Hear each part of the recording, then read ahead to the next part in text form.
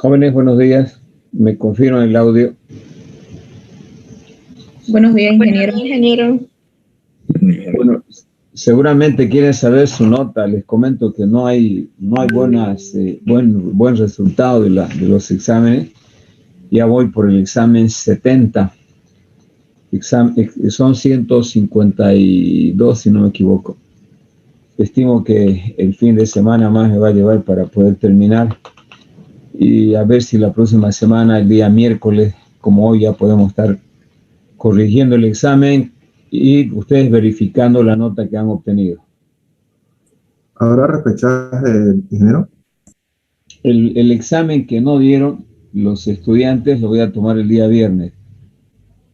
Va a ser un examen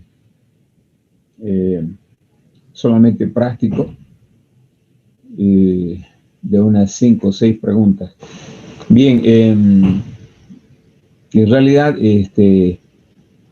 por lo que he visto, los resultados del examen, ni las preguntas fáciles ni las algo complicadas han podido resolver, y eso obviamente me preocupa, pues, ¿no? Cuando hemos hecho ejercicios conmigo y en el práctico, el análisis estática comparativa, los dos últimos ejercicios, el 9 y el 10, por ejemplo, que eran sumamente sencillos, no están contestadas correctamente. Bueno, hay muchas notas bajas, hasta donde he visto la nota máxima, si no me equivoco, es de 36. Acuérdense que han dado sobre 60. Entonces, eso me preocupa. Han estado con la ayudante, si no me equivoco, han pasado 2 clases, hemos hecho conmigo. Lo triste del caso, chicos, en ningún momento mi propósito es que se aplace, ¿no? Siempre mi ánimo es de que todos puedan aprobar, absolutamente todos, y nadie se quede. Es el estado ideal, deseable de mi persona como docente a esta altura de la vida, con más de 28, 30, casi acercándome a los 30 años de docencia. Sin embargo, no sé qué atribuirle, pues yo quería hablar con ustedes cuál es el problema, particularmente el examen, ¿no? Como les digo, ni las preguntas muy sencillas ni las relativamente complejas han podido responder. Y eso es lo que me preocupa. ¿Cuál es el problema? A ver, quiero escuchar de parte de ustedes. Bueno, en mi caso hubiera sido el tiempo para el examen práctico. Pero ¿qué faltaba en el práctico? No le entiendo bien. Tiempo. Pero chicos, han tenido 1 hora y media. Van a Sí, ver, cuando resuelva, lo vamos a resolver en menos de 1 hora, en 45 minutos aproximadamente. ¿No? Han estado con la ayudante. ¿Cuántas clases pasaron con la ayudante? Pasamos como 2, creo. Ahora, cuando yo les preguntaba, ¿no? Acuérdense que hemos hecho una clase para resolver preguntas hasta en 2. Yo les preguntaba a ustedes dudas y nadie contestaba a excepción de 1 o 2. Entonces lo que pasa es que ustedes lo dejan a última hora, ¿no? Piensan que una noche van a resolver el práctico. Y obviamente el estudio también de la materia lo dejan que se vaya acumulando, y no es fácil estudiar en un fin de semana para dar un examen, y ustedes lo han visto. Entonces, el propósito mío no es desmotivarlos, más bien motivarlos de que este es un primer examen, son 20 puntos que se han jugado, hay 2 todavía, uno por 20 y el examen final por 40, que son oportunidades para que ustedes puedan revertir y, bueno, tener una nota de aprobación que cualquier estudiante espera, ¿no? Una nota alta, no una nota baja. Entonces, vamos a ver en el próximo examen, voy a bajar a 8 las preguntas de las 10 que he hecho. No sé, pero ya un poco la experiencia me dice de que de alguna manera está fallando la parte de estudio, ¿no? Está fallando. Licenciado, personalmente yo diría igual que el práctico lo mande con un poco más de anticipación a lo que lo mandó, para ir viendo, porque obviamente todas las materias se nos acumulan, digamos, y el práctico era largo nomás. Así que igual para que tengamos más tiempo de verlo. Buena observación, Raquel. Le agradezco por su sinceridad. Voy a tomarlo en cuenta. Les voy a mandar unas 2 semanas antes de dar el examen, les voy a mandar el práctico. Voy a tomar en consideración la sugerencia de ustedes. Pero de parte, a ver, evidentemente en la parte teórica hay 4 o 5 personas que han sacado, 4 o 5 a lo mucho, que han sacado 40 sobre 40. Y el resto, me pregunto, yo quiero que me respondan. ¿Cuál es el problema en las preguntas teóricas? ¿Por qué no todos sacaron 40 sobre 40? ¿Y por qué solamente 6 personas de las 152? ¿A qué se debe? ¿Cuál es la razón? ¿Cuál es la explicación? A ver, Raquel, según usted, ¿cuál sería? Perdón, yo me vi más con el tiempo, la verdad, porque yo siempre me tomo el tiempo para leer y las preguntas eran, digamos, algunos textos eran largos, ¿no? Y hay que razonarlos para tomar cuál decisión, porque incluso hay múltiples respuestas. Entonces yo me tomé mi tiempo y ya pues cuando ya, como eran 20 minutos, ya lo último fue la rápida, digamos, ¿no? Entonces eso fue lo que a mí se me dificultó personalmente. ¿Cuánto sacó Raquel en teoría? Ay, ya no me acuerdo, la verdad.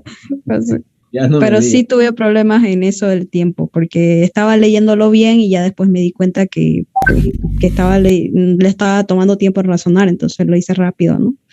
Y no me di el tiempo para ver cuidadosamente cada respuesta.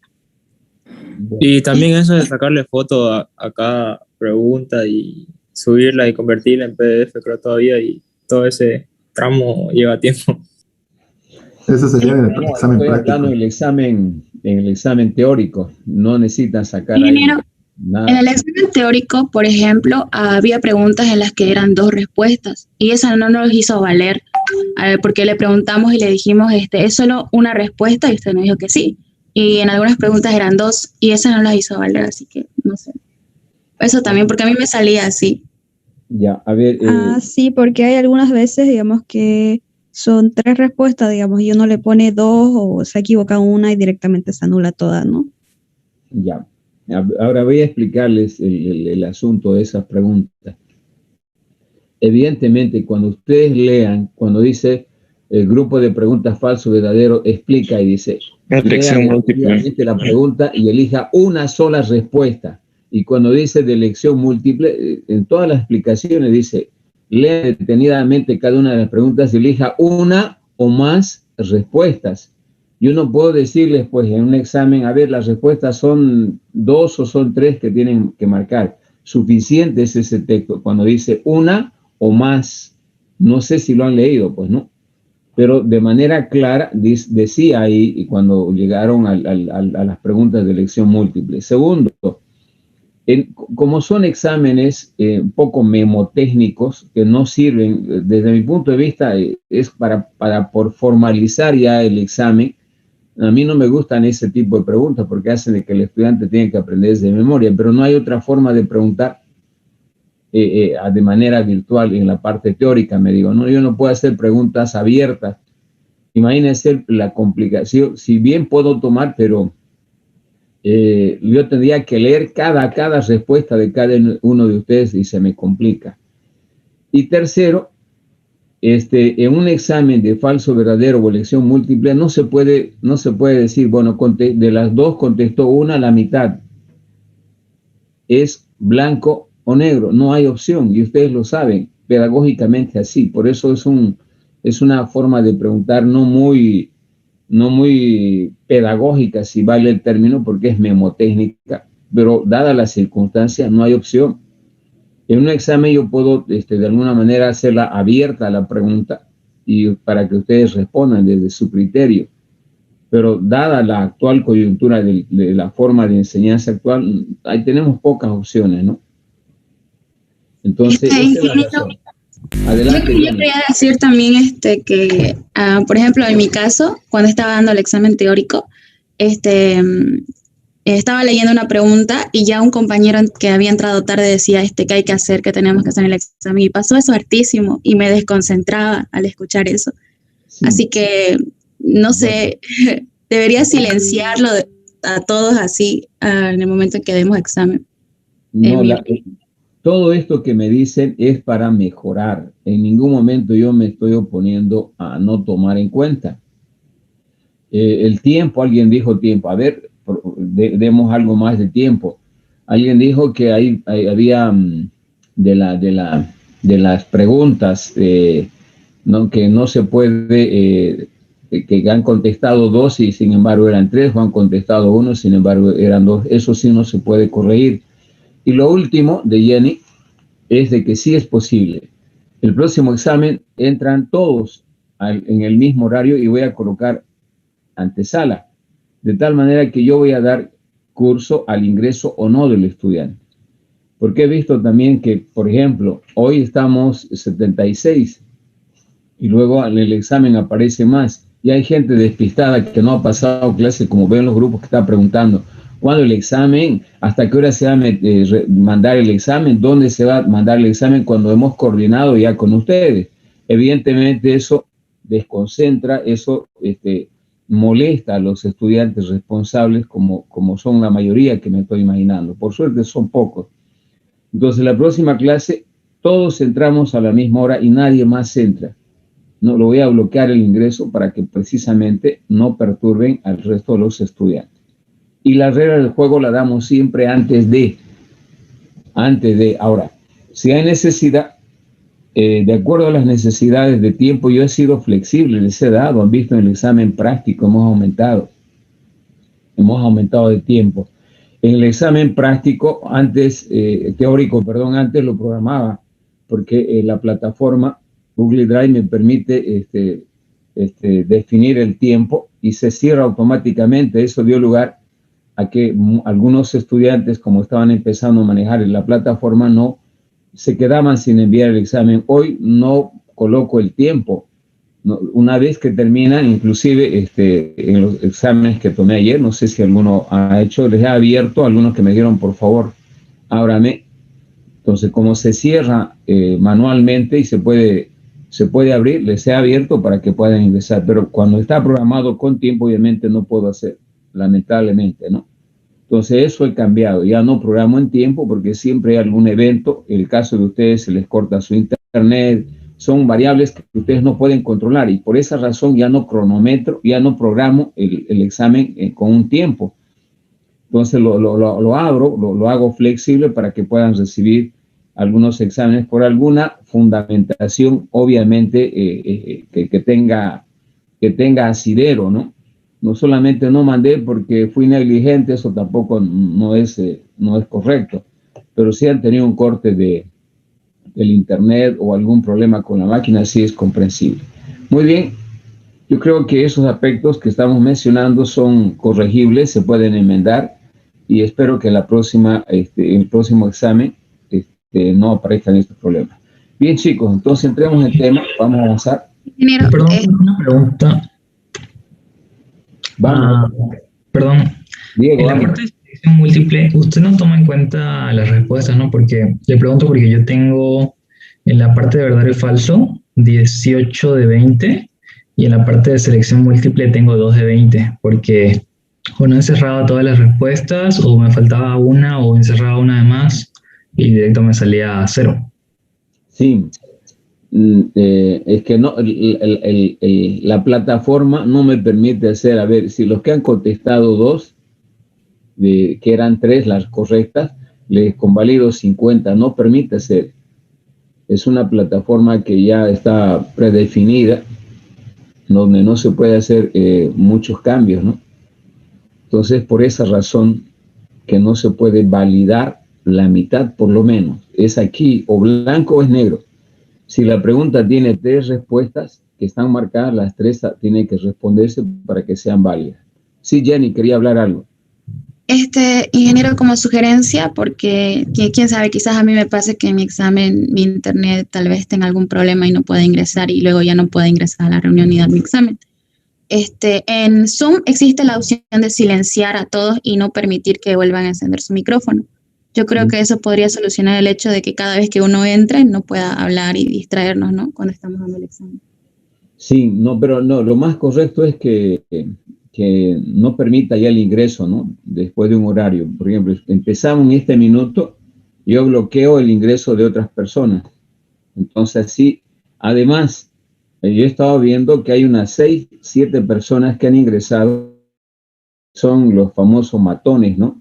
Que ya es comprensible y conocible. No estoy hablando que es un tema, es un problema de todos, pero entran y colocan, bueno, como se puede ingresar, el problema es de que cuando yo mando el link al grupo, puede ingresar cualquiera. Puede entrar el cortejo de Jenny, puede entrar la corteja de Diego, y bueno, gallinear, pues, ¿no? Cosa que hacen.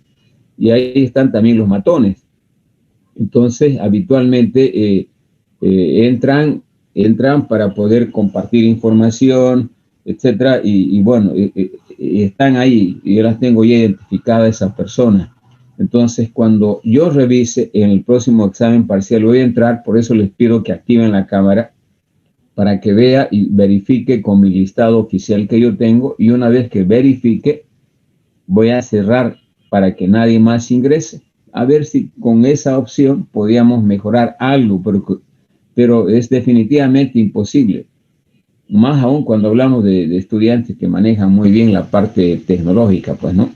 Entonces, forma muy creativa de poder, he visto ahí tutoriales de cómo ingresar y mejorar los exámenes en esta modalidad.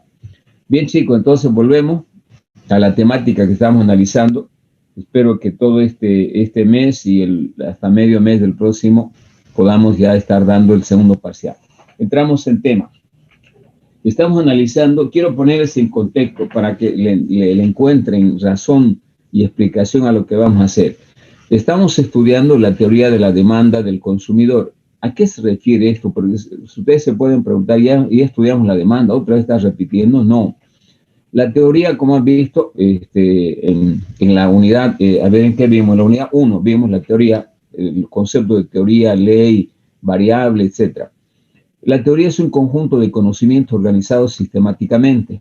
Y cuando digo la teoría, vamos a estudiar la teoría de la demanda del consumidor, me refiero a una serie de explicaciones y de predicciones, ¿no? lógicas deductivas, ¿no?, acerca del comportamiento en la toma de decisiones de las empresas o de los individuos que compran, que demandan un bien, un servicio. Acuérdense que todas las empresas demandan factores de producción y demandan servicios, compran servicios, compran materia prima. Igual las personas compramos alimentos, compramos ropa, compramos equipos electrodomésticos, etc. Ambos, tanto empresas como individuos, tomamos decisiones. Y para tomar decisiones, obviamente, desde un punto de vista de la teoría de la demanda, dice de que el consumidor trata de demandar aquellos bienes que le permitan maximizar su utilidad. Entiéndase como utilidad al concepto de satisfacción. Cuando yo demando una computadora buena, que es una computadora muy, muy particular, estoy maximizando mi utilidad, estoy satisfecho. Es el concepto de utilidad para que no exista alguna confusión. Utilidad en términos de satisfacción, no utilidad en términos de ganancia, porque la utilidad también es un término que se utiliza cuando una empresa tiene ganancia, cuando una persona gana. En este caso, el concepto de utilidad se lo utiliza como sinónimo de grado de satisfacción. Una persona demanda un bien, no a partir del nivel máximo de utilidad que va a obtener, es decir, trata de que el bien o el servicio que va a demandar le satisfaga plenamente, ahí está maximizando su utilidad. Por otro lado, a la hora de tomar decisiones, las personas, las empresas, deben necesariamente o se enmarcan más bien en una serie de restricciones. Y estas restricciones pueden ser el tiempo, pueden ser el ingreso, pueden ser los precios de los bienes, sus gustos. Nosotros básicamente vamos a utilizar dos variables, como las restricciones en la demanda de un bien. Primero, el ingreso del consumidor y segundo, el precio de los bienes, porque esa es una situación real. Si ustedes les pregunto, para demandar la mejor computadora, ¿cuál sería su restricción de un estudiante? El precio de la computadora y el ingreso que dispone. Entonces, disponiendo de un ingreso, yo tengo que buscar el mejor producto, la mejor computadora. Ahora, si cuesta más, obviamente no voy a poder acceder a ese bien, voy a tener que buscar otro bien que se aproxime al presupuesto que tengo y al precio que tiene el equipo. En todo caso, ninguna de las decisiones que hace a la hora de demandar una empresa o un consumidor lo hace demandando el peor bien. Por lo tanto, sus decisiones son racionales. Con todo lo poco que tenga una persona para comprarse una casa, trata de que esa casa sea la más bonita, esté más cerca y, en fin, toma en cuenta una serie de variables. Nunca dice, no, bueno, para lo que tengo voy a vivir en el 12º anillo. No, no se resigna. Trata de buscar con los pesos que tiene la mejor casa, el mejor vehículo, la mejor computadora, lo que ustedes quieran en términos de materiales. Entonces, de eso se trata esta teoría, de explicar precisamente los criterios que utiliza el consumidor a la hora de demandar. Acuérdense esa imagen que les mostraba de una señora con un paraguas y una serie de preguntas.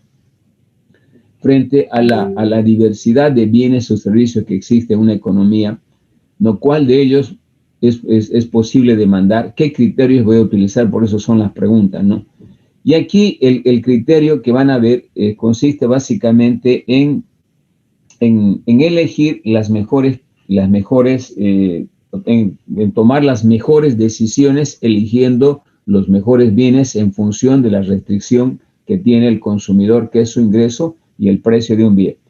Para poder explicar esto, chicos, existen dos enfoques. El enfoque cardinal que habla de poder medir la utilidad que obtiene el consumidor al gastar su ingreso monetario en términos de la cantidad de dinero que debe erogar para demandar una o más unidades de un bien.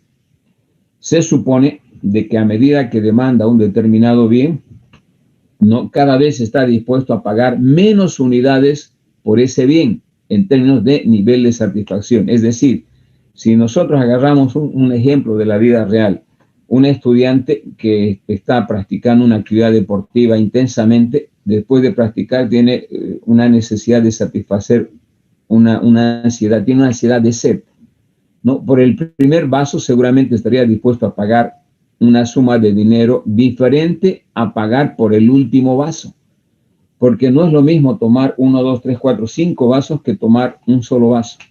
Entonces, la utilidad marginal que representa el vaso adicional que tome cada vez que quiera, obviamente le va a proporcionar menos utilidad y por ende no está dispuesto a pagar el mismo precio que por la primera unidad.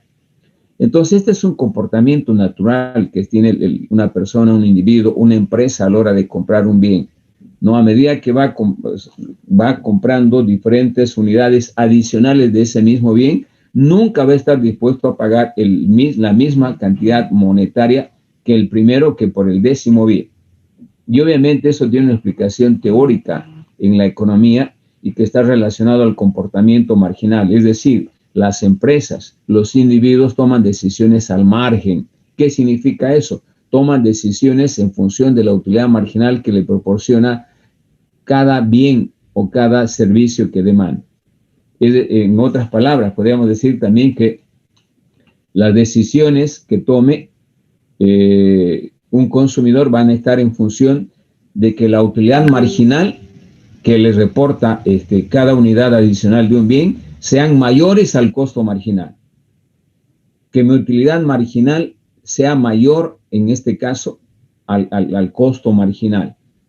¿Qué significa esto? De que no hay una persona racional nunca pues va a demandar va a comprar una computadora o una empresa va a comprar un software cuando su utilidad marginal no es menor al costo marginal o el costo marginal es mayor a la utilidad marginal. Jamás.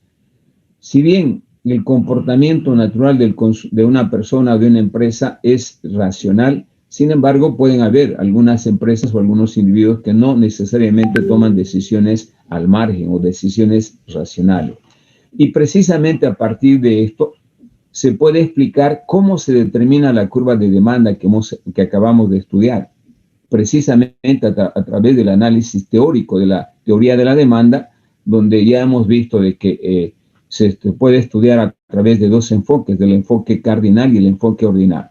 Concretamente, el enfoque cardinal me dice de cantidad, acuérdense de los números cardinales. Dice que el consumidor toma decisiones al margen, es decir, considerando básicamente la utilidad marginal que le proporciona cada peso adicional que gaste. O en otras palabras, este enfoque no trata de medir el grado de utilidad o satisfacción del consumidor a la hora de demandar un bien en función básicamente al aporte de cada unidad extra o adicional que va a obtener. Es decir, el enfoque cardinal trata de medir de dos maneras: por el número de unidades que está dispuesto a pagar por cada unidad adicional el consumidor, ¿no? O simplemente trata de medir por un indicador que le asigna, que son los útiles. Acuérdense cuando les mostraba dos bienes, una manzana y una hamburguesa, y hacíamos el ejercicio, ¿no? De que cuando yo tengo dos bienes para satisfacer una necesidad del hambre y elijo un bien, en este caso una hamburguesa comparado con una manzana, le estoy dando más preferencias a la hamburguesa, le estoy valorando más. Pero en la realidad no ocurre de que yo le doy un número, pero inconscientemente por la decisión que la utilidad uno lo mide subjetivamente, porque para algunas personas la utilidad de una hamburguesa va a ser mucho mayor que una manzana, le están dando una mayor ponderación, una valoración subjetiva mayor a la hamburguesa. ¿Por qué? Porque les gusta más, porque le gusta lo salado, porque le llega a saciar mejor el hambre que una manzana, etc. Del lado opuesto también ocurre lo mismo. Hay alguna gente que va a demandar una manzana por razones obvias, ¿no? Saludable, no es comida chatarra, etcétera, etcétera. Entonces, todas las decisiones que toma un individuo lo hace desde un punto de vista eminentemente subjetivo, y precisamente por ello él está dispuesto desde su posición subjetiva a dar más unidades por un bien que menos. Pero ambos, los que demandan una hamburguesa o una manzana o una computadora, estarán dispuestos a pagar cada vez menos unidades monetarias por una unidad adicional de un bien. Un estudiante de ingeniería en sistemas o de ingeniería industrial, su mejor satisfacción es tener una buena computadora, hasta una segunda, pero no sería racional no aspirar a una tercera, una cuarta, una quinta. Sería un absurdo, por el mismo hecho de que al tener dos, estaría dispuesto a adquirir una segunda, pero dando un valor, o sea, pagando un precio menor al que pagó en el primero y en el segundo. Y es una actitud normal, es una actitud racional. Si no lo voy a utilizar, ¿por qué tendría que pagar un precio como el primero o la segunda computadora? Compro la tercera siempre y cuando me den a un precio bajo. Entonces, esa actitud, ese comportamiento del consumidor se puede explicar precisamente a partir del enfoque cardinal, que trata de medir la utilidad en términos numéricos de cantidad. Y para ello existen dos herramientas que ya también vimos en la clase anterior. Una de ellas es la utilidad total y la utilidad marginal. Voy a partir de ahí. Voy a partir analizando el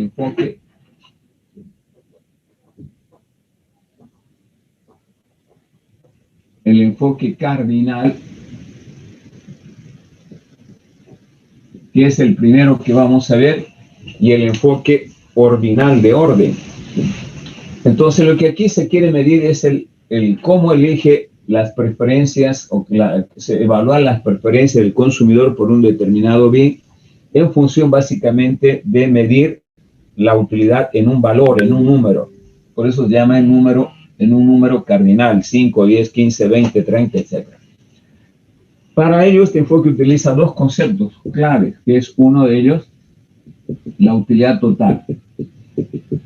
Utilidad total, que está representado por UT, y hablando de una utilidad total de un bien X, y que esto se puede representar a través de una función.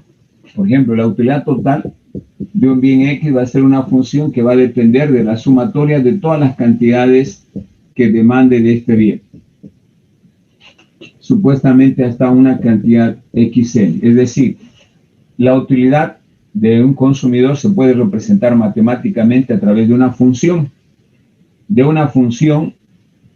¿no?, que me mida las diferentes cantidades que puede demandar de un bien en función del tiempo. En este caso, UTX se se denomina utilidad total del bien X.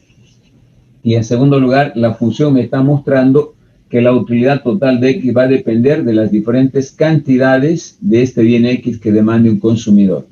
Se supone que aquí que la utilidad total va a aumentar en función del aumento de las cantidades demandadas de un bien. Perfecto. Entonces, es el concepto de utilidad total. Además, la utilidad total en este enfoque es sumativa.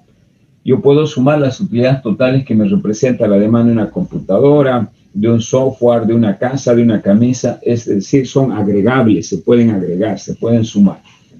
El segundo elemento es la utilidad marginal. Utilidad marginal.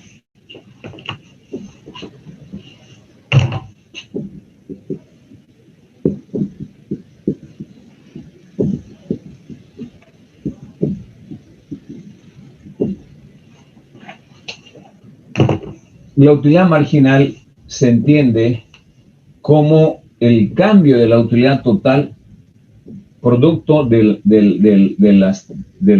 las diferentes cantidades demandadas utilizadas de un bien.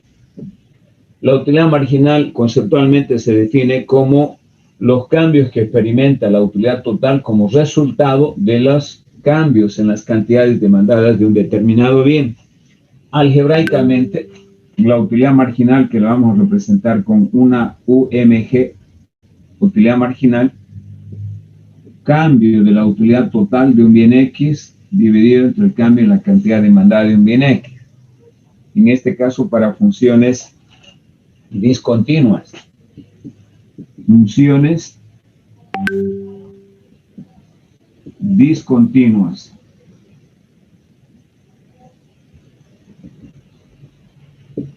Y también podemos representar como la utilidad marginal de un bien X como la derivada de la utilidad total de un bien X respecto a la cantidad demandada de un bien X. En este caso, para funciones continuas o para cambios infinitesimales, es donde se aplican las derivadas. Entonces acá ya tengo dos elementos importantes en la utilización del enfoque cardinal, que trata de evaluar la demanda o la toma de decisiones en la demanda de un bien a partir de la medición de la utilidad, por un lado, y por otro lado, a través de la utilización de la utilidad marginal como un elemento determinante en la cantidad que debe demandar un bien. Analizando estos dos conceptos en forma gráfica, podemos explicar tal vez con mayor claridad de que, voy a borrar esto, la utilidad total gráficamente tiene la siguiente forma. Cuando hablamos de un bien cualquiera, se puede representar en un plano cartesiano la utilidad total a partir básicamente de una curva que me muestra la utilidad total de X y la cantidad demandada de bien X como una curva representada por la siguiente. Utilidad total de un bien X. Eso significa, por ejemplo, esta curva del comportamiento de la utilidad total explica precisamente estos dos elementos que estamos analizando. Primero, esta curva me está mostrando la definición que habíamos hecho, ¿no? Utilidad total de X es una función que va a depender de las diferentes cantidades demandadas de un bien N.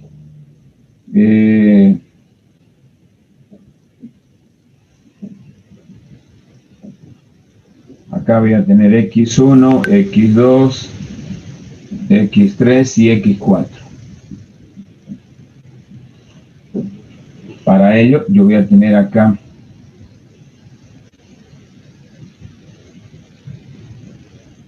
estos valores.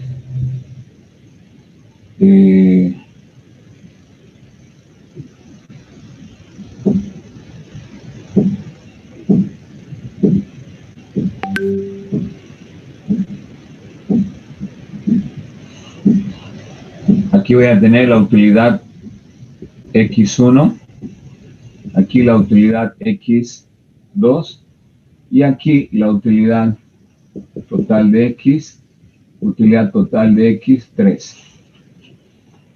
Ahora, lo que yo quiero que se fijen de manera clara son estos triángulos rectángulos. Por ejemplo, los cambios que se experimentan a medida que el consumidor va aumentando las cantidades demandadas. Fíjense, para la primera unidad demandada de un bien está representada por este punto. Para un bien X1 la utilidad total es X1, para un bien, para una segunda cantidad la utilidad total va a ser UTX2 y así sucesivamente. Esto implica que a medida que el consumidor demanda más unidades de un bien, la utilidad total crece como es normal, va aumentando. A medida que aumenta la cantidad demandada de un bien, la utilidad o satisfacción del consumidor también se va a incrementar. Pero si ustedes se fijan por la forma de la curva,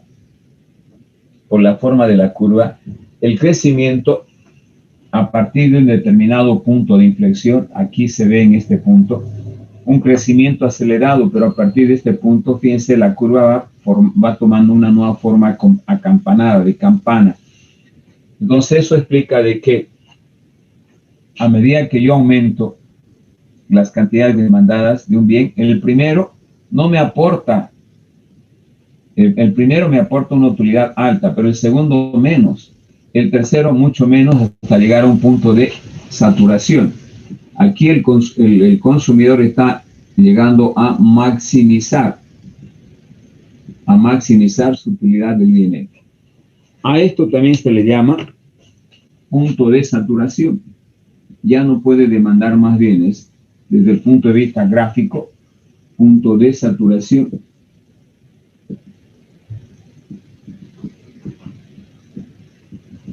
Es decir, donde el consumidor ha llegado a maximizar la demanda de un bien. Porque si sigue demandando unidades adicionales, fíjense aquí, la curva empieza a declinar. Entonces, si esto representa un bien, a partir de la unidad X4 ya no sería un bien, sería un mal.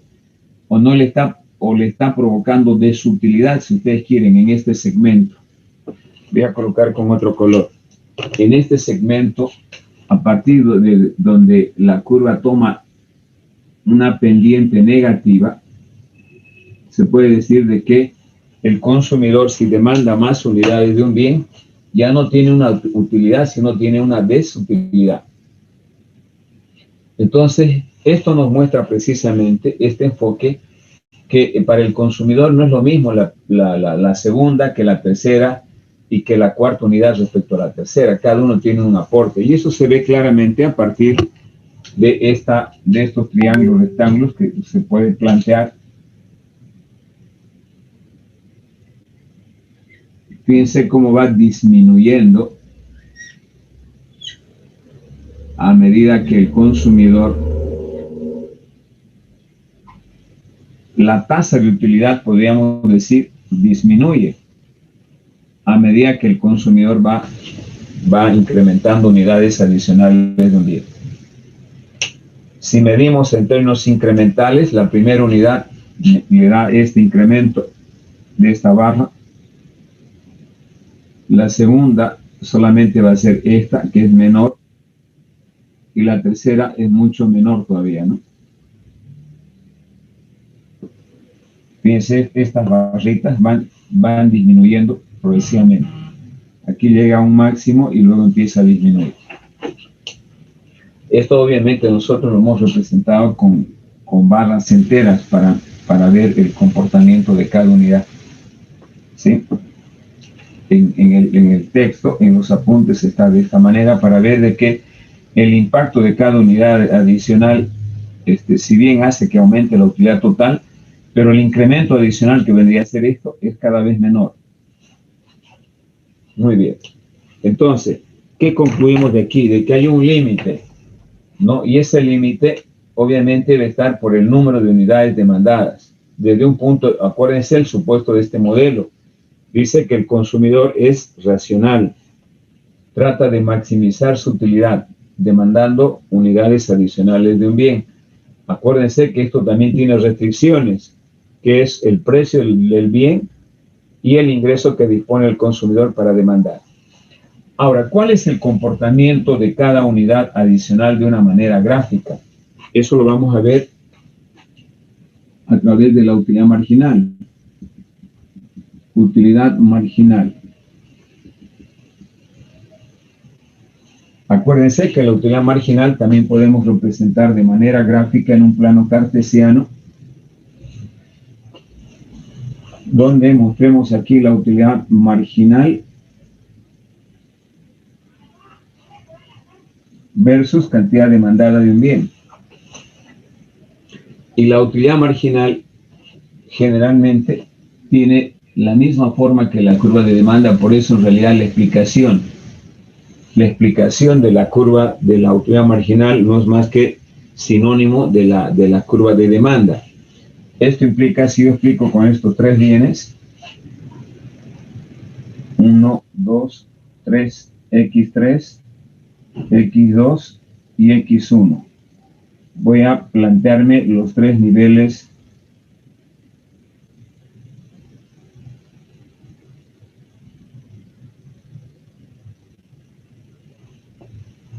Bueno, aquí se ve claramente el comportamiento de cada unidad adicional en este comportamiento de gradas.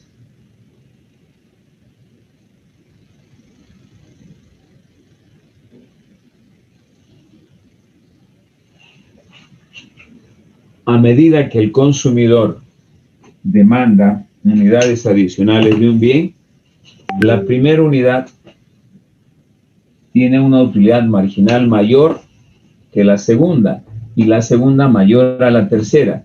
Si usted se fija, la tercera me da una utilidad marginal igual a 0. Si el consumidor siguiera demandando este bien, en este segmento de la curva, la utilidad marginal sería negativa, en este segmento verde, que podría colocar también acá para que se vea mejor. El segmento verde explica este segmento negativo. Acá la utilidad marginal del bien X es mayor a 0. En este punto la utilidad marginal es igual a 0. La utilidad marginal de X. Y en este segmento la utilidad marginal del bien X es menor a 0 o negativo. Es decir, el consumidor racional va a demandar sí, solo si su utilidad marginal es mayor a 0, y producto de este modelo, cuando está maximizando su utilidad, cuando está en el punto de saturación, fíjense, su utilidad marginal es igual a 0. Es el punto, ¿no? Donde el consumidor va a maximizar su utilidad. Desde un punto de vista gráfico sería esta explicación.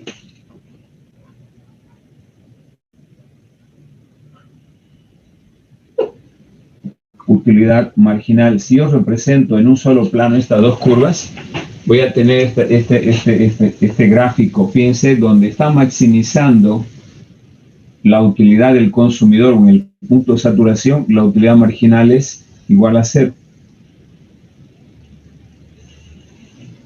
Eso implica que un consumidor racional va a demandar los bienes, ¿no?, hasta donde la última unidad adicional que demande le dé una utilidad marginal igual a 0.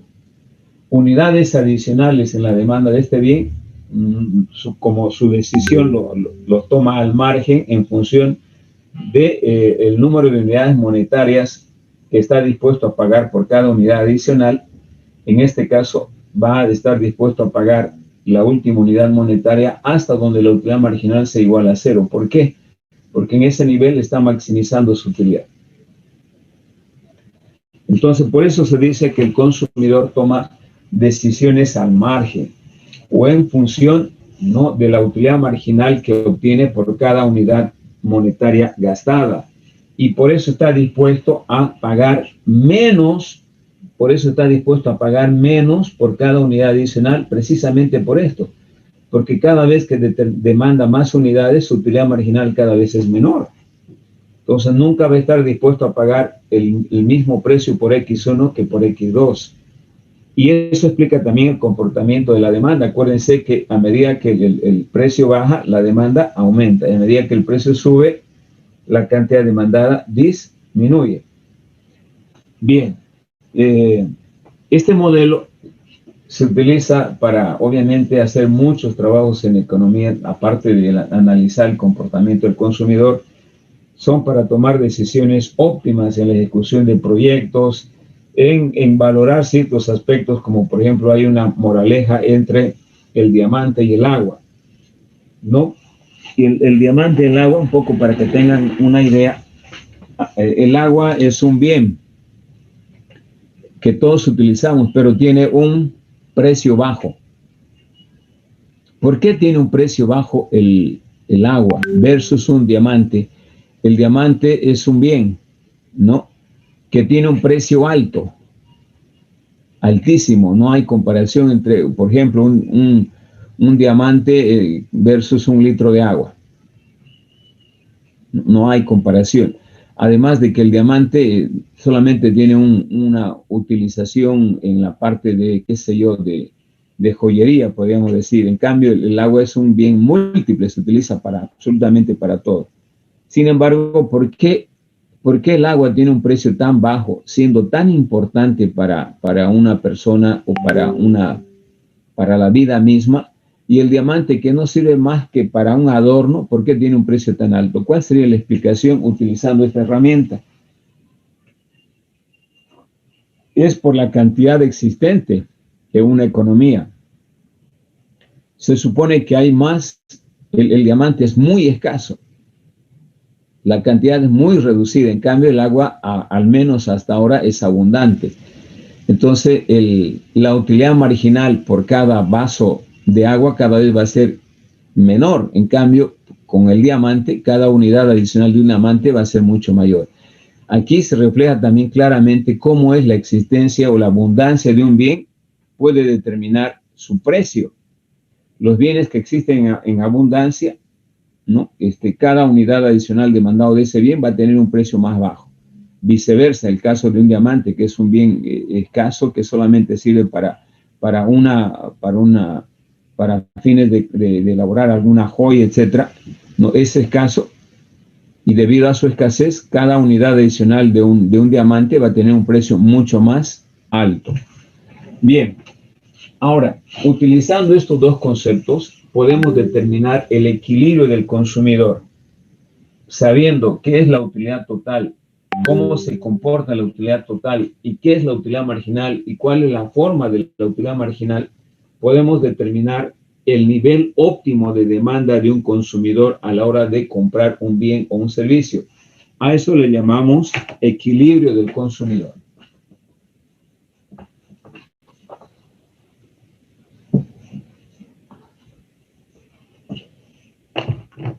Equilibrio del consumidor.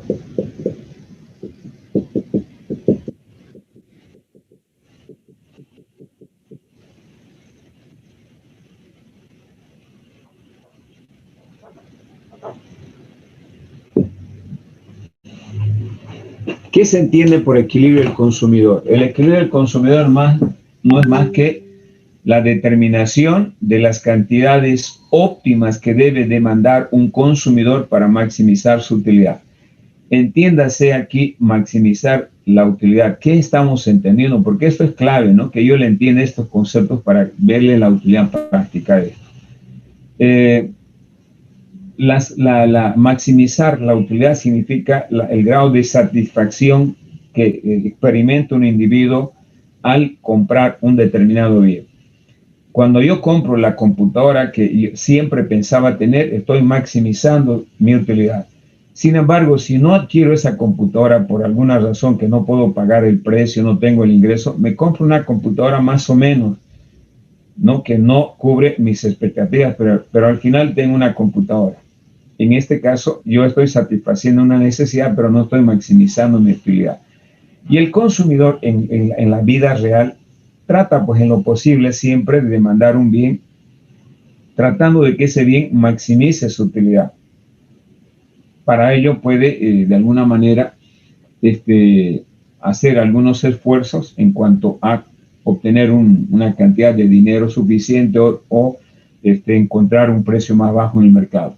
En todo caso, el equilibrio del consumidor me determina las cantidades óptimas que debe demandar un consumidor de un bien o servicio para maximizar su utilidad. Por lo tanto, cuando un consumidor está demandando, está comprando un bien, realiza un gasto. El gasto total, a la hora de demandar un bien, un consumidor experimenta un gasto. A este le vamos a llamar gasto total y es igual al precio de un bien X por la cantidad de X que demande.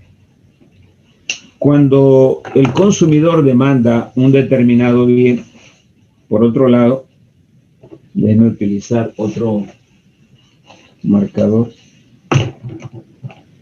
Cuando yo hago un gasto, producto de la compra de un bien X multiplicado por su precio, obviamente lo que estoy experimentando es la obtención de un nivel de utilidad que es igual a la función de utilidad respecto a la cantidad de un bien X.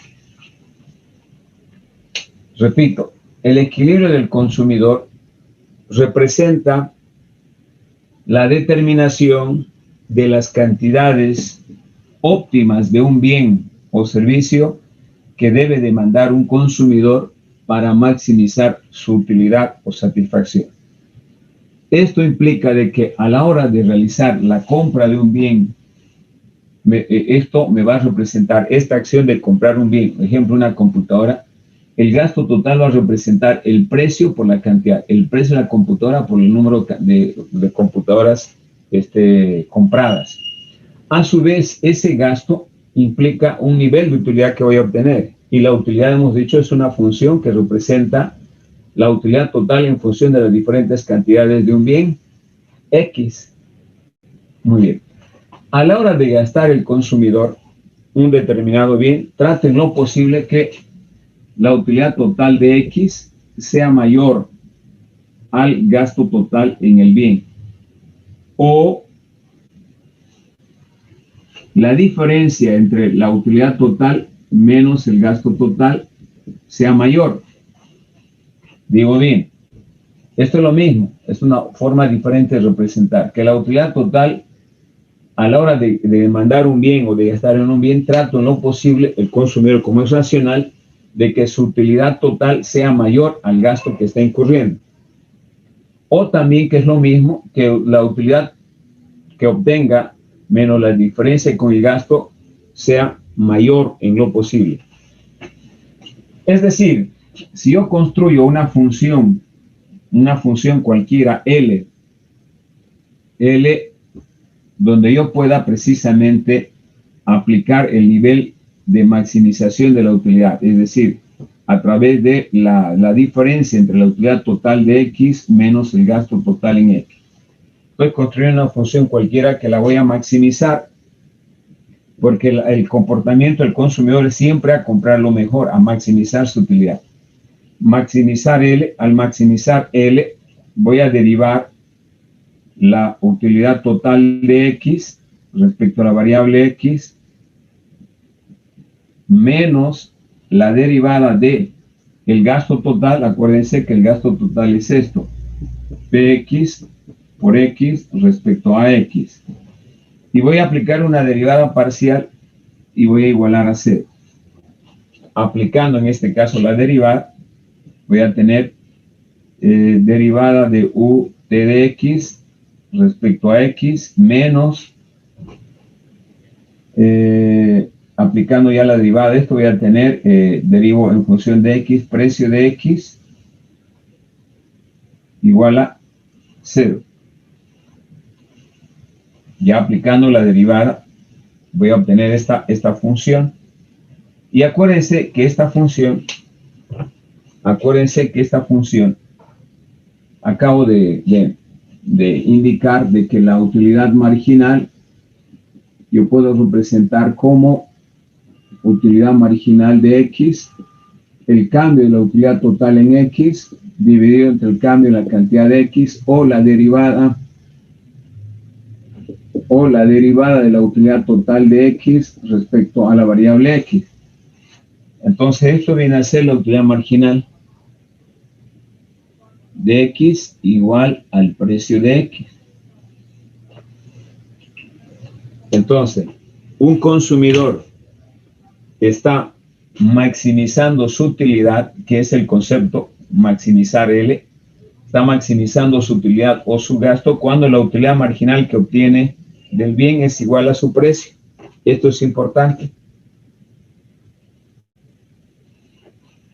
Bien, sigo acá la explicación. ¿Qué significa esto? Si cuando un consumidor está maximizando su utilidad cuando la utilidad marginal es igual al precio. ¿Qué pasa si la utilidad marginal es mayor al precio? Es mayor al precio. ¿Qué pasaría si la utilidad marginal es mayor al precio? ¿Qué decisión debe tomar el consumidor? ¿Debe seguir comprando, demandando o ya no?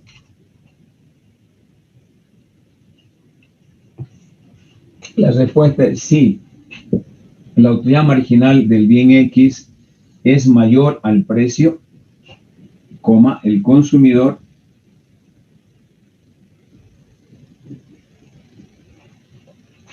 puede continuar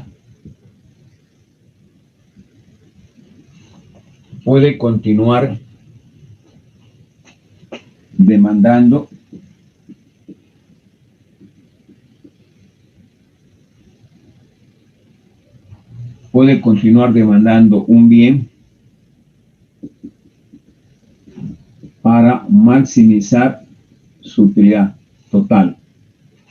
2. Si la utilidad marginal de un bien X es menor al precio, le podemos decir de que el consumidor debe disminuir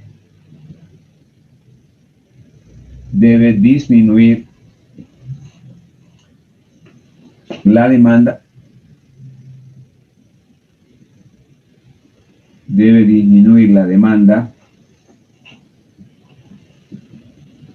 de un bien para incrementar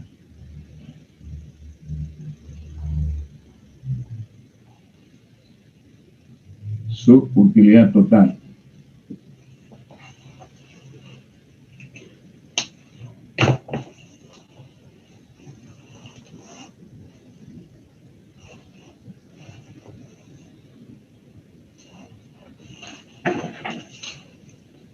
No sé si hay alguna pregunta hasta aquí.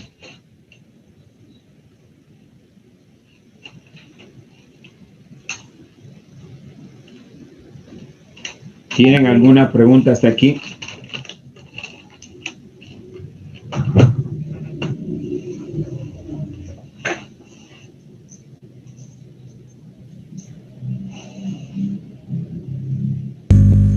Inge, Sí. ¿me daría un ejemplito de utilidad marginal? Eso es lo que casi no capto bien. Ya, vamos a hacer una aplicación. Voy a borrar esto para hacer una aplicación. Para que se le entienda mejor, obviamente es una deducción lógica del comportamiento del consumidor que estoy haciendo con esta demostración, ¿no? Pero voy a volver a repetir para que se entienda mejor. Cuando hablamos del equilibrio del consumidor, podemos encontrar el equilibrio con un modelo de un bien. Esto para aclarar, toda vez de que solamente es un bien, puede ser un modelo de un bien. Y el bien en este caso es X, ¿sí? Modelo de un bien. Cuando compro un bien X, voy a realizar un gasto. Y ese gasto algebraicamente se obtiene multiplicando el precio de ese bien por la cantidad de ese bien que voy a comprar. Sin embargo, a la hora de demandar un bien, ¿no? El consumidor a la hora de hacer un gasto, el consumidor está recibiendo una utilidad. Ejemplo, cuando yo quiero comprar una computadora, mi gasto total lo voy a obtener a través de esta relación. Eso me representa un nivel de utilidad. ¿Sí? Perfecto. Y la utilidad es una función que representa la sumatoria de las diferentes cantidades de un bien, que en este caso es uno solo. En consecuencia, el consumidor en un modelo de un bien, a la hora de gastar su ingreso, actúa de tal forma que su utilidad siempre sea mayor al gasto. Nadie va a comprar un bien donde su gasto sea mayor a su utilidad, sería absurdo, burdo, ¿no? ¿Dónde estaría el concepto de racionalidad del consumidor? Siempre cualquier persona, al comprar un bien, va a estar más satisfecho que insatisfecho. Va a estar más feliz que infeliz. En consecuencia, eso me dice que su utilidad total debe ser siempre mayor al gasto total, o la diferencia de la utilidad que obtiene en la compra de ese bien menos el gasto sea mayor. Y eso lo voy a llevar a un principio algebraico básico de construir una función cualquiera en la cual voy a maximizar esa utilidad del consumidor. Para ello maximizo esta función L cualquiera que construí y aplico el concepto de maximización en economía derivando estas funciones. Primero reemplazo esta función que es igual a UT de X por X derivado respecto a X, y la segunda función G de X que es igual a PX por X. Derivando esto voy a tener que aquí aplico la derivada de la utilidad total respecto a X. Si estoy derivando respecto a X, y esto va a quedar de esta forma. Y si derivo X, obviamente va a quedar solamente el precio, menos el precio. Esto me dice que la utilidad marginal menos el precio es igual a 0. Ordenando esto, tengo que la utilidad marginal, ¿no?, de X es igual al precio de X. Es decir, un consumidor va a maximizar su utilidad al demandar un bien, sí, solo sí, la utilidad marginal de X es igual al precio de X. Pero además se pueden construir en base a esta definición que acabamos de demostrar, se puede también interpretar de que ¿qué pasa si la utilidad marginal es mayor al precio? En ese caso el consumidor puede continuar demandando el bien X para aumentar su utilidad marginal, para aumentar su utilidad total, perdón. Sin embargo, también se puede dar este segundo escenario, que la utilidad marginal sea menor al precio. En ese caso, el consumidor debe disminuir la demanda de un bien para incrementar su utilidad total. Esto, que me entiendan, es clave para hacer interpretaciones posteriormente y que estoy deduciendo a partir de acá. ¿Sí? Ahora, ¿cómo yo aplico esto a un caso? Inge, disculpe. Adelante. Pero la utilidad, ¿cómo la medimos? Pues la utilidad de un cliente puede no ser la misma que de otro, ¿verdad? Sí, es eminentemente subjetiva. La utilidad, por ejemplo, cuando yo explicaba el de la hamburguesa y la manzana, algunos le van a dar una ponderación imaginariamente, ¿no? Cuando usted elige un bien, es que cuando compara dos bienes para comprar y usted ha elegido uno, es que le ha dado mayor valoración subjetiva a ese bien. Y otra persona podría darle una valoración menor, por eso eminentemente subjetiva. Y ese subjetivismo trata de eliminar este enfoque a través de un número que determina la utilidad total, que es un valor. Sin embargo, ese valor se puede traducir también en la cantidad que usted está dispuesto a pagar por un bien, por cada unidad adicional de un bien. ¿No? Se puede medir en este caso también por la cantidad de unidades monetarias que usted está dispuesto a pagar por cada unidad adicional, que nunca, generalmente de una posición racional, va a ser la misma que por la primera. Yo ponía un ejemplo hace rato, le decía, usted tiene 2 computadores, está satisfecho. Quisiera tener una tercera, sí quiero tener, pero ¿está dispuesto a pagar el mismo precio que el primero? No, pues, ¿para qué voy a pagar el mismo precio si ya tengo 2? Entonces voy a estar dispuesto, sí, a tener siempre y cuando me la compre a mitad del precio de ocasión. Ahí sí estaría dispuesto a pagar por la tercera unidad un precio menor. Pero desde un punto racional, jamás una persona va a intentar pagar el mismo precio que la primera cuando ya tiene 2 unidades. Es el principio marginalista. que hace que las personas estén dispuestos a pagar un determinado precio en función de la utilidad que ya han obtenido de un determinado bien. Borro y hago un ejercicio más o menos para ver su aplicación.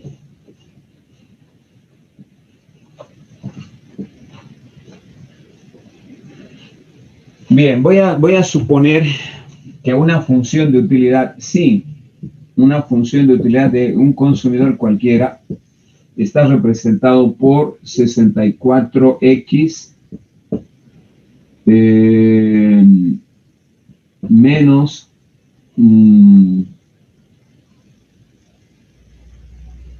menos 8x al cuadrado. Esa es mi función de utilidad de un consumidor que demanda un bien cualquiera.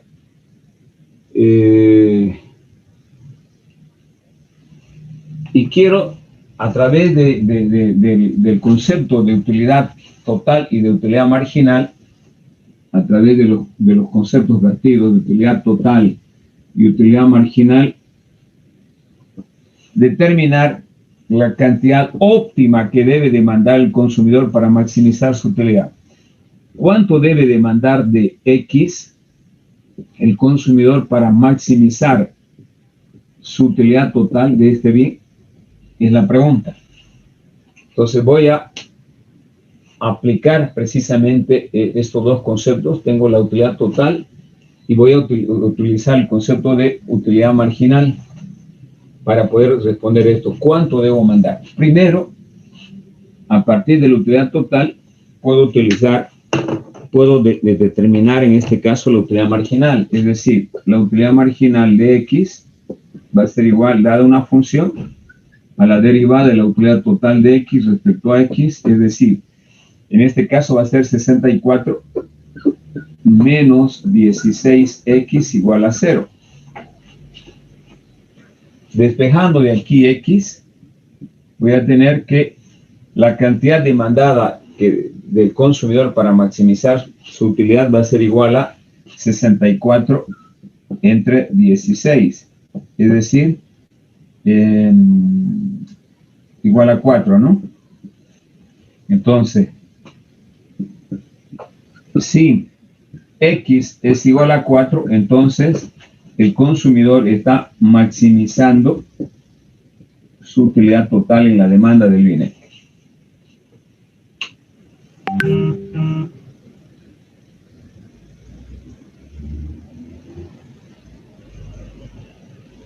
Lo mismo, si analizamos el punto gráfico, acuérdense cuándo maximizaba el consumidor.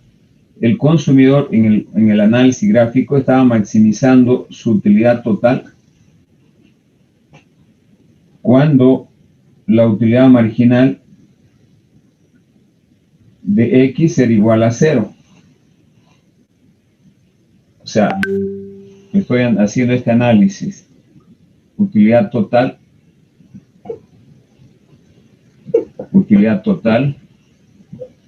cantidad de X, utilidad total de X y utilidad marginal de X. Decíamos, estaba maximizando su utilidad cuando la utilidad marginal era igual a 0 en este punto. Aquí estaba maximizando. Entonces voy a suponer que 0. Aquí mismo. A ver acá. En este caso, si yo quiero utilizar solamente de aquí la utilidad marginal de esto va a ser igual a 64 menos 16X. Pero por la definición gráfica dijimos de que el consumidor maximiza su utilidad cuando la utilidad marginal es igual a 0. Ya igualemos 0. 64 menos 16X y X va a ser igual a 4. O sea, estoy deduciendo a partir del comportamiento gráfico y del comportamiento algebraico.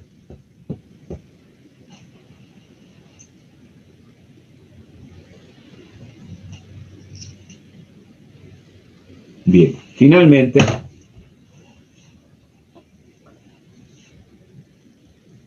finalmente podemos también analizar en un modelo de dos bienes. Aquí solamente hay un bien X, ¿sí? Pero también podemos analizar en un modelo donde hay dos bienes, un bien X y un bien Y. Pues para ello podemos partir por ejemplo, modelo de dos bienes. Modelo de dos bienes. X y Y. Si tenemos un modelo, lamentablemente pues la economía analiza como máximo, dada la facilidad de evaluar en un plano cartesiano dos bienes, un bien X y un bien Y, por la forma del modelo, yo voy a analizar siempre X, un bien X y un bien Y, ¿sí? Por la facilidad que existe de explicar. En un modelo de dos bienes, entonces yo puedo analizar las decisiones también del consumidor, pero partiendo del análisis que ya hemos hecho del enfoque marginalista, a partir de la demostración de dos supuestos, primero A y B. Cuando yo tengo dos bienes, voy a suponer que en este caso tengo un ingreso para gastar. Y el ingreso va a ser igual al precio de X por la cantidad de X más el precio del bien Y por la cantidad del bien Y. Si ustedes me están entendiendo, este es el ingreso del consumidor y este es el precio de los dos bienes. X y Y son los bienes que va a demandar. En el modelo de dos bienes, el consumidor debe igualar su ingreso, debe ser igual al gasto, porque esto es el gasto. Acuérdense que hace rato determiné que el gasto total en un bien X era PX por X, y en este caso va a ser, si son dos bienes, PY por Y. Entonces, de acuerdo al modelo que hemos hecho, debe gastar este ingreso monetario cuando va a comprar dos bienes de tal forma que cumpla esta igualdad, y en segundo lugar, que la utilidad marginal de X dividido entre el precio de X sea igual a la utilidad marginal de Y dividido entre el precio de Y. Es decir, un consumidor cuando tiene en un modelo de dos bienes, para poder interpretar esta toma de decisiones, debe realizarlo de tal forma de que la utilidad marginal que obtenga de la última unidad demandada de un bien dividido en su precio debe ser igual a la utilidad marginal de la última unidad demandada de un bien respecto al precio del bien Y.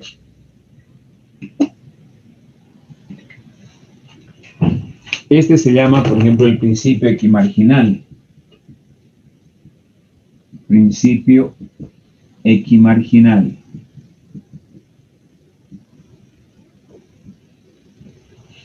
Que las utilidades marginales de ambos bienes de X y Y dividido en sus precios correspondientes deben ser iguales. Obviamente a partir de aquí se puede amplificar para un modelo de más bienes, ¿no? Yo puedo determinar un bien A debe ser igual a la utilidad marginal de un bien A debe ser igual al dividido entre el precio del bien A debe ser igual a la utilidad marginal de un bien B dividido entre el precio del bien B igual hasta la utilidad marginal de un bien N dividido entre el precio de un bien N. Es decir, las utilidades marginales, para que se mantenga ese principio de maximización de la utilidad del consumidor, debe cumplir estas dos condiciones. Que el ingreso que tiene debe distribuirlo debe ser igual al gasto total.